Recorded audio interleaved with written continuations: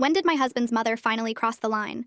I'd been with my husband for 3 years, and his mother still came into our house unannounced every morning to cook him breakfast. "My poor baby needs a proper meal," she'd say, pushing past me at 8 a.m. while I was already cooking. She'd throw out what I made and start over. "This is how he likes his eggs, dear. You'll learn eventually." My husband was the youngest of a family of 7 and the only boy, meaning he was a forever baby in his mother's eyes. At 18, she was still ordering for him at restaurants and forcing him to open his mouth so she could check if he brushed his teeth properly. Now that we're married, she sends me videos on how to iron his shirts and repeatedly texts how I'll never be able to care for him like she can.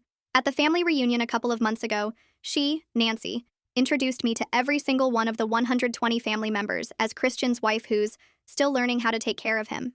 She'd assembled a panel of aunts to teach me in front of everyone. "Now, dear, let me show you how to iron a man's shirt properly." She held up Christian's shirt like I was in kindergarten show and tell. "See how she's creased the collar wrong? This is why I still do Christian's laundry. I don't do it wrong. I run a household and a company." But Christian just sat there letting her demonstrate proper folding technique to a crowd of 40 women. When I mentioned I had a system that worked, Nancy laughed. "Oh, sweetie, watching YouTube videos isn't the same as real experience. I've been taking care of men for 40 years. During lunch, she announced to the table that she'd been secretly meal prepping for us. I found out she's been feeding my son frozen dinners. Can you imagine? That's why I drop off fresh meals every day. The meals she drops off go straight to the trash because I cook fresh every night." But Christian said nothing. Her sister asked about children and Nancy jumped in before I could speak. "Oh, she's not ready. She can barely take care of Christian. Yesterday she didn't even know you have to separate his work shirts from his gym clothes. I had to come over and restore his entire closet. She didn't have to. She broke in while we were at work." When dessert came, Nancy started her favorite story. "You should see her trying to manage their finances. Christian called me crying because she tried to create a budget in Excel. Bless her heart, she had the numbers all backwards. Now I manage their accounts so they don't end up homeless." Christian was never crying. "I have an MBA. I manage budgets for my company." But Christian just nodded along. The peak came during speeches. Nancy stood up with a microphone. "I want to toast my beautiful son and his wife. Christian, you know I worry about you every day. Living with someone who tries her best. But don't worry, baby. Mama's always here. I've been teaching her how to use the washing machine." The entire room laughed. 120 people laughing at me. "Just yesterday," she continued, "I found her trying to clean the bathroom with the wrong products. She was using glass cleaner on the tiles. This is why I have to check on them every morning. Someone has to make sure my baby is taken care of properly." My husband's cousin leaned over. "You're so lucky Nancy helps you. Most of us had to figure it out alone." Nancy kept going. "She doesn't even know how to sew a button. Last week, Christian's shirt lost a button and she was going to throw it away. Throw away a perfectly good shirt. Thank God I was there. I sew. I hem my own clothes. I tailored Christian's suit for our wedding. But Christian just smiled at his mother like she was saving our marriage. When catering came to clear plates, Nancy grabbed my arm. "Watch how they do this, dear. Maybe you'll learn proper presentation. I keep telling Christian he should have married someone who went to finishing school, but we work with what we have." That's when the catering manager approached our table looking directly at me. "Miss Clark? I'm sorry to interrupt, but could I speak with you briefly about Monday's event?" Nancy laughed. "Oh, honey, you're confused. She doesn't work. She's just a housewife and barely managing that." The manager looked confused. "This is definitely Miss Clark. She's our biggest corporate client. She organizes catering for her company's events every week." Nancy's face went red. "That's impossible. She can't even cook eggs properly." "Ma'am, she runs Clark Industries. The marketing firm?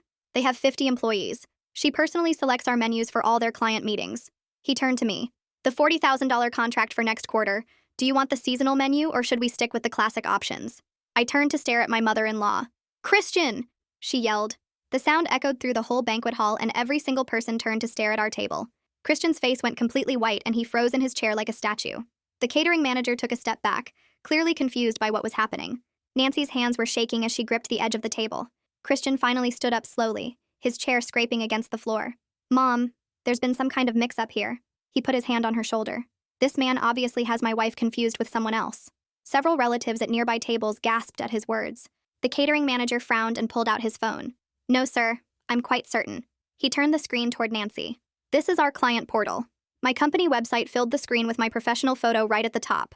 Miss Clark, CEO and founder, was written in big letters underneath." Nancy stared at the phone and her whole body started trembling. Tears formed in her eyes as she slowly turned to look at Christian. "You knew?" Her voice cracked on the words. Christian couldn't even meet her eyes and just stared at the floor. His silence told everyone in that room the truth. He'd known about my career this whole time while letting his mother humiliate me in front of everyone. Nancy's sister stood up from her seat 2 tables over. Why didn't you ever correct us about your job? I pushed my chair back and stood up, keeping my hands steady on the table. Every time I tried to speak, Nancy talked over me or Christian changed the subject. The room exploded with whispered conversations as people started putting the pieces together. Christian's cousin, who had called me lucky earlier, looked like she wanted to crawl under the table. People were pulling out their phones and looking up my company. I could hear fragments of conversation from every direction. 50 employees? Someone said. She runs a marketing firm? Another voice added. But Nancy said she couldn't even cook eggs, an aunt whispered. Nancy's face turned bright red and she slammed her hand on the table. You've destroyed this family with your lies. She grabbed her purse and started pushing past chairs. Christian immediately ran after her without even looking at me. Mom, wait. I sat there alone at the table with 120 confused relatives staring at me. People started approaching my table with questions. So you really run a company? Christian's second cousin asked. Why did you let Nancy say all those things? An uncle wanted to know. I spent the next hour explaining my business while people kept apologizing for believing Nancy's stories. Some relatives seemed genuinely sorry, but others looked skeptical that I could really be successful. Marketing is a tough field, one of Christian's aunts said doubtfully. Are you sure you're the actual CEO? I showed them our company LinkedIn page and client testimonials. More apologies came, but Christian never returned to the reunion. Eventually, I grabbed my purse and left alone, walking past tables of whispering relatives. The parking lot was dark when I got to my car. The drive home felt longer than usual with my hands tight on the steering wheel. Christian's car was already in our driveway when I pulled up. Through the living room window, I could see him pacing back and forth with his phone pressed to his ear. I could hear his voice even before I opened the front door. I know, Mom. I know she upset you. He was using that soothing tone he always used with her. I dropped my keys on the entry table and walked into the living room. Christian ended the call and immediately turned on me. How could you humiliate her like that? His face was red with anger. You should have found a better way to handle it. He gestured wildly with his hands. You made it seem like I orchestrated the whole thing with the catering manager. I stared at him in disbelief. I didn't plan for him to show up, Christian. He shook his head and kept pacing.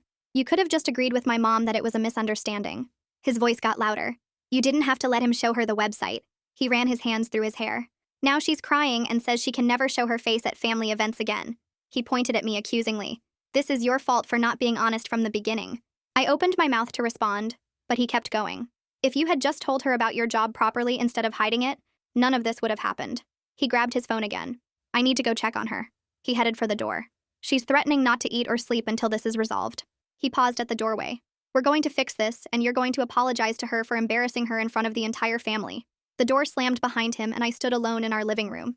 My phone buzzed with texts from various relatives, some supportive and others asking for more details about the confrontation. I ignored them all and headed to the kitchen to pour myself a glass of water. My hands were still shaking slightly as I thought about what had just happened. Christian had chosen his mother over me again, just like he always did. I walked to the couch and sat down with my phone in my hand. The screen showed 3 months of Nancy's texts calling me stupid and useless and unable to care for her son. I scrolled through message after message where she said I couldn't cook or clean or do anything right. When Christian came back 2 hours later, his shirt was wrinkled and his eyes looked tired. I held up my phone to show him the texts, but he barely looked at them before shaking his head. She's just trying to help, he said. I scrolled to a text where Nancy called me a worthless wife who would ruin his life. Christian glanced at it for half a second, then walked to the kitchen. I followed him and showed more texts where she said I was too dumb to manage money or run a house. He opened the fridge and grabbed a beer without looking at my phone. You're taking this too personally, he said. I kept scrolling and showing him text after text, but he wouldn't really look at any of them. That night, I told him I was done pretending to be stupid just to make his mother feel better about herself. His face turned red and he started yelling about how I was being mean and trying to hurt his family. You've ruined my relationship with them, he shouted. He grabbed a pillow and blanket from our bedroom and threw them on the couch. I heard him moving around in the living room all night while I lay in bed staring at the ceiling. The next morning at exactly 8 o'clock, I heard Nancy's key in the front door while I was making scrambled eggs. She pushed past me and went straight to the stove where she grabbed the pan handle. At least someone needs to take care of my baby properly, she said. The eggs I'd been cooking went straight into the trash. She started cracking new eggs into the same pan like I wasn't even there. I reached over and took the pan from her hands, which made the eggs spill onto the stovetop. You need to leave, I said. Her eyes filled with tears, and she started sobbing about how I'd turned her son against her. Christian came running downstairs in his pajamas when he heard her crying. He went straight to his mother and wrapped his arms around her while she sobbed into his chest. It's okay, Mom. It's okay, he kept saying. They stood there hugging in my kitchen while egg yolk dripped down the front of the stove. I picked up my phone and called the first locksmith I found online. The woman who answered said they could come that afternoon at 3 o'clock. Nancy heard me giving our address and started screaming. You can't lock me out of my son's house, she yelled. Christian let go of his mother and turned to me with his mouth open. Cancel that right now, he said. I kept talking to the locksmith and confirmed the appointment. You're being completely unreasonable, Christian said. She has every right to visit her son. I told him that using a key to break in at 8 in the morning wasn't visiting. It's trespassing, I said. Nancy started crying harder, and Christian went back to hugging her. At 3 o'clock, the locksmith's van pulled into our driveway.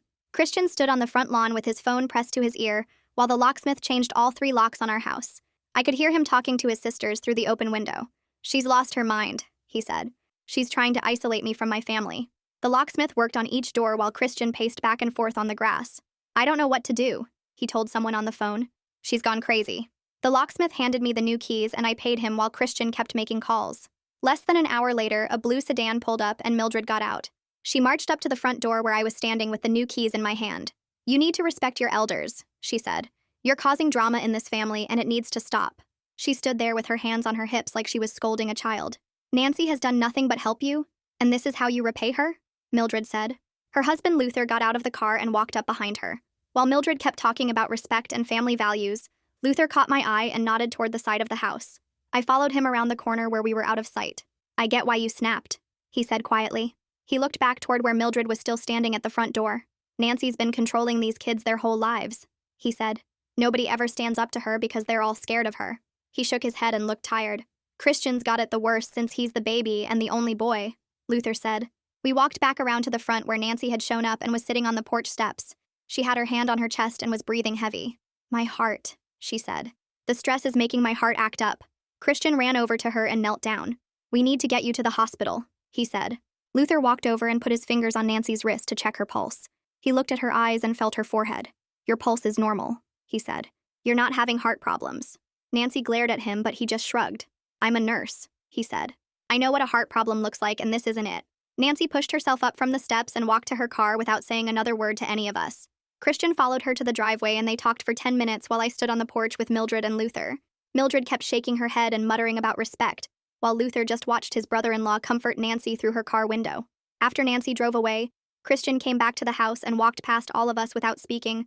I heard him slam the bedroom door upstairs while Mildred told me I needed to fix this mess before it destroyed the family. Luther pulled her toward their car and they left without saying goodbye. That evening, I sat at my laptop searching for family therapists, while Christian stayed locked in the bedroom. I found dozens of options, but one stood out because of her specialty in something called enmeshment issues. Adelaide Grimes had 20 years of experience, and her website talked about adult children who couldn't separate from their parents. I filled out the online form to request an appointment and put both our names down, even though Christian hadn't agreed to anything yet. The confirmation email came back within an hour, saying she had an opening in 3 days. I knocked on the bedroom door and told Christian through the wood that I'd made us a therapy appointment. He opened the door and stared at me for a long moment before surprising me completely. Fine, he said, but only so the therapist can explain to you how wrong you're being about my mother. He actually seemed happy about it, like he was sure any professional would take his side. She'll see that mom is just trying to help and you're the one causing problems, he said before closing the door again. The next morning at work, I went straight to my HR director's office and asked her to document everything about Nancy. I explained about the reunion and the morning break-ins and how she might try to interfere with my business. My HR director took notes and said she'd create a file immediately. Then I called down to security and gave them Nancy's description and license plate number. Under no circumstances is she allowed in this building, I told them. The security guard said they'd add her to the restricted list and alert all shifts. That afternoon, my phone buzzed with notifications from a group text Nancy had sent to 40 female relatives. She'd attached a photo from 2 months ago showing towels in our linen closet that weren't folded exactly the way she preferred. This is why I worry about my son's well-being, she'd written under the photo. The responses started coming immediately with laughing emojis and comments about how Nancy was such a good mother for caring so much. But then my phone started getting private messages from 3 different cousins and one of Christian's aunts. They all said basically the same thing about how Nancy had always been too involved, but nobody wanted to say anything because she got so upset. One cousin wrote that she'd been waiting years for someone to stand up to Nancy. 3 days later, Christian and I sat in Adelaide Grimes' waiting room in complete silence. He kept checking his phone and sighing loudly every few minutes. When Adelaide called us in, Christian walked ahead of me and sat down with his arms crossed. Adelaide asked us to explain why we were there, and Christian immediately launched into a speech about how I was trying to destroy his relationship with his mother. Adelaide listened without interrupting for 5 whole minutes while Christian talked about all the ways Nancy helped us. Then she asked me for my perspective, and I told her about the morning invasions and the public humiliation and the constant criticism. Christian kept trying to interrupt, but Adelaide held up her hand to stop him. Christian, what I'm hearing sounds like emotional incest, she said calmly. His face turned red and he stood up so fast his chair tipped backward. That's disgusting, he yelled. How dare you say something like that about my mother? He stormed out of the office and slammed the door so hard a picture fell off the wall. Adelaide picked up the picture and rehung it while I sat there not knowing what to do. Would you like to continue? She asked. I nodded and spent the next 40 minutes telling her everything while she took notes. She explained that enmeshment happens when parents can't let their children become independent adults. Christian's reaction is typical, she said. This kind of change takes serious work and he has to want it. She gave me some articles to read and said I could come back alone if Christian wouldn't return. The next day, I was in a meeting with 3 clients when my assistant knocked and said security needed me urgently. I excused myself and followed her to the lobby where 2 security guards were struggling with Nancy. She was yelling at the top of her lungs that I was abusing her son, and someone needed to stop me. My employees were gathering in the hallway to watch as Nancy tried to push past security toward the elevators. She's keeping my baby from me, Nancy screamed. She's brainwashing him. The security guards managed to get her outside, but she kept yelling through the glass doors. Several of my employees had their phones out recording the whole thing. After security got Nancy to leave, my HR director pulled me into her office. 3 different people recorded that, she said. I think you need to consider getting a restraining order. She showed me the videos on her phone and I could see how unhinged Nancy looked. I never thought I'd need a restraining order against my mother-in-law, I said. My HR director patted my shoulder and said she'd seen worse in her 30 years of HR work. That evening when Christian got home, I told him about his mother showing up at my office. His face got dark and he started pacing around the living room. You had her thrown out? He said. You embarrassed her in front of all those people? I explained that she was screaming about abuse, but he didn't care. You're deliberately trying to hurt her, he said. She was just worried about me and you had security drag her out like a criminal. I grabbed my phone and called Maximilian Pierce, the lawyer who handles all the contracts for Clark Industries. He listened while I explained everything about Nancy's behavior, the office incident, and the morning break-ins. Start documenting everything, he said. Screenshots, recordings, witness statements, all of it. He told me I had grounds for at least a cease and desist letter, and maybe more if she kept escalating. Christian watched me take notes during the call with his arms crossed and his jaw tight. The next morning, my phone rang during a board meeting and my assistant's face went white when she looked at the caller ID. She passed me a note that said my biggest client was on the line and it was urgent. I stepped out and took the call and the client's voice was confused and worried. Your mother-in-law just called me, she said. She told me you're having a mental breakdown and shouldn't be trusted with our account. My stomach dropped as she explained how Nancy had somehow gotten her direct number and spent 20 minutes telling her I was unstable and needed help. The client knew me well enough to recognize something was off, but she was concerned about the whole situation. I've worked with you for 5 years, she said. I know you're not having a breakdown, but this is really bizarre. I thanked her for calling me directly and assured her everything was fine with our business relationship. When I got home that night, I told Christian his mother had called my biggest client and tried to destroy my professional reputation. His face actually went pale and he sat down hard on the couch. She could have cost me a contract worth hundreds of thousands of dollars, I said. He opened his mouth to defend her like always, but then closed it again without saying anything. For the first time since this whole mess started, he looked genuinely shaken by what his mother had done.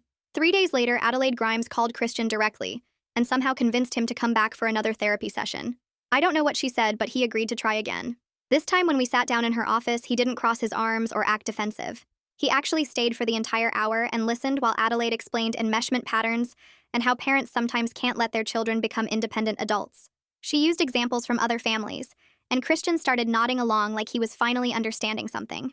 About halfway through the session, Adelaide asked him directly about the reunion. How did you feel when your mother was describing your wife as incompetent to your entire family? Christian shifted in his chair and looked at the floor. It was wrong, he said quietly. She shouldn't have done that. It was the first time he'd ever admitted his mother had done anything wrong. Adelaide didn't push too hard, but I could see her making notes about his response. That night, Nancy found out Christian was back in therapy because one of his sisters saw our car at Adelaide's office. At 2 a.m, we woke up to pounding on our front door and Nancy screaming Christian's name. She was sobbing and yelling that I was poisoning him against her. Christian got up to answer the door, but I grabbed his arm and shook my head. The pounding continued for 10 minutes before our neighbor called the police about the noise. 2 officers showed up and found Nancy trying to get in through our back door. They warned her about trespassing and disturbing the peace while Christian watched through the window. His mother was crying and telling the officers that her son was abused and brainwashed. The officers took down a report and told her she needed to leave or they'd have to arrest her. Nancy finally got in her car, but not before screaming that this wasn't over. The police report came in handy when Maximilian drafted the cease and desist letter. He sent it certified mail and Nancy received it 3 days later. Within an hour, Christian's phone was ringing nonstop with his mother sobbing about being threatened by lawyers. Your wife is trying to destroy our family, she cried. Christian put her on speaker, and I could hear her gasping between sobs. He looked torn between comforting her and supporting me, but Adelaide had prepared him for this. In our next session, she helped him see the pattern of his mother using tears and guilt to control him. Every time you set a boundary, she escalates, Adelaide pointed out. Notice how she's never actually respecting what you've asked for? She gave Christian homework to go 1 week without answering his mother's calls to see if he could break the pattern.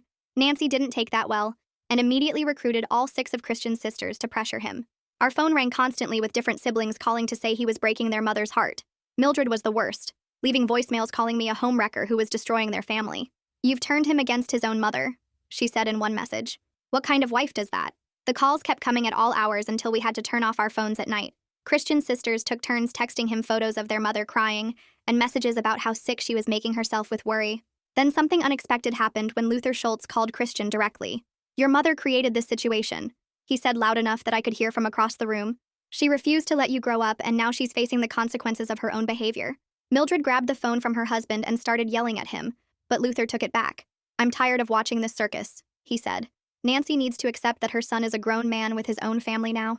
The next morning at 3 a.m., I woke up to scratching sounds at our front door and grabbed my phone to check the Ring doorbell camera we'd installed last week. Nancy was jamming her old key into the lock over and over while muttering to herself about saving her baby from me. The key didn't work because we'd changed the locks, but she kept trying for 5 whole minutes before walking around to every window on the ground floor. She pushed at each one and even tried using a garden tool to pry open the bathroom window, while I recorded everything on my phone. Christian sat up in bed and watched the footage with his mouth hanging open as his mother climbed onto our porch furniture to reach a second-floor window. The security company arrived within 20 minutes after I called them about an active break-in, and found Nancy still trying to get inside through the garage side door. They installed motion cameras on every corner of the house that same night, while Nancy sat in her car across the street watching and crying. Christian couldn't say anything to defend her after seeing the footage of his mother trying to break into our home like a burglar at 3 in the morning. He spent the rest of the night staring at his phone and typing out messages to her that he kept deleting until finally sending a short text at 6 a.m. Nancy's response came instantly as paragraph after paragraph filled his screen about how I'd poisoned him against her and stolen her baby boy. Christian showed me the messages where she called me every name imaginable and said I was abusing him by keeping him from his real family. 20 paragraphs of pure rage arrived over the next hour, with accusations that I was controlling him and had probably drugged him to make him act this way. At work that morning, my assistant knocked on my office door and said she'd been screening calls from a woman claiming to be my mother-in-law who kept demanding to speak to me. My whole team had witnessed Nancy's meltdown when security removed her from our building, and now they were protective of me in ways I hadn't expected. 3 employees offered to write statements about what they'd seen if I needed them for legal reasons, and my HR director kept detailed records of every call. The receptionist started a log of Nancy's attempts to get past the front desk, using different fake names and reasons for visiting. My assistant even changed our meeting schedule so Nancy couldn't predict when I'd be arriving or leaving the building. 2 weeks passed with daily harassment until Nancy tried her most dramatic move yet, by collapsing on our front lawn one evening as we pulled into the driveway. She was lying on the grass, clutching her chest and moaning about chest pains when we got out of the car. Christian pulled out his phone and called 911 for an ambulance but didn't run to help her, which surprised both me and Nancy, who kept peeking to see if he was coming. The paramedics arrived quickly and checked her vitals while she insisted Christian needed to ride with her to the hospital because she might be dying. One of the paramedics pulled us aside after examining her and quietly mentioned this was the 3rd time this month they'd been called for Nancy, having these exact same symptoms.